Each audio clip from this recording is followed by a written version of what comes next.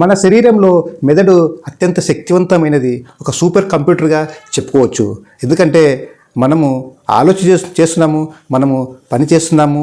మనలో చాలామంది చరిత్ర సృష్టించారు, ఎంతోమంది గొప్ప అచీవర్స్ అయ్యారు. అంటే ఒక మెదడుతోనే అత్యంతమైన పనులు చేస్తున్న వస్తువు కనుక చాలా సూపర్ కంప్యూటర్గా చెప్పుకోవచ్చు.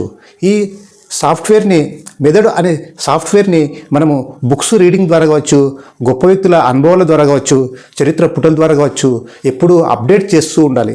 అప్పుడు మాత్రమే ఆ మెదడు ఇంకా పదునెక్కి బ్రహ్మాండంగా పనిచేయడానికి అవకాశం ఉంటుంది. అదేవిధంగా మనము మెదడు అనే బ్యాటరీని మనము ఎప్పటికప్పుడు ఛార్జింగ్ పెట్టి మంచిగా కవర్ చేస్తూ ఉండాలి. అంటే 8 అవర్స్ స్లీప్ అనేది చాలా ప్రధానం. అదేవిధంగా ఒక నేచర్తో కనెక్ట్ కావాలి. మనము ఈ డిజిటల్ మోడ్లో ఉన్నాం కనుక సెల్ ఫోన్ చూడడం కానీ, ఇంకా రకరకాల టైం వేస్ట్ కార్యక్రమాలు కానీ చేయకుండా ఒక ప్రొటెక్ట్ చేసుకుంటూ ఉండాలి.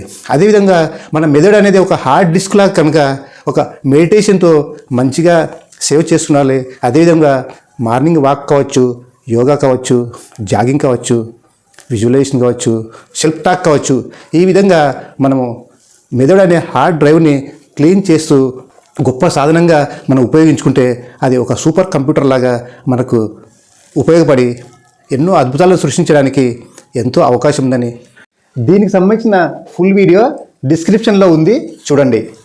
డియర్ ఫ్రెండ్స్, మన ఛానల్ని సబ్స్క్రైబ్ చేసుకుంటారని, లైక్ చేస్తారని, శ్రేయోభిలాషులందరికీ షేర్ చేస్తారని, మన వీడియోస్ ఎన్నో అద్భుతమైన వీడియోస్ ఇంకా చేస్తూనే ఉంటామని కోరుకుంటున్నాను. Thank you very much.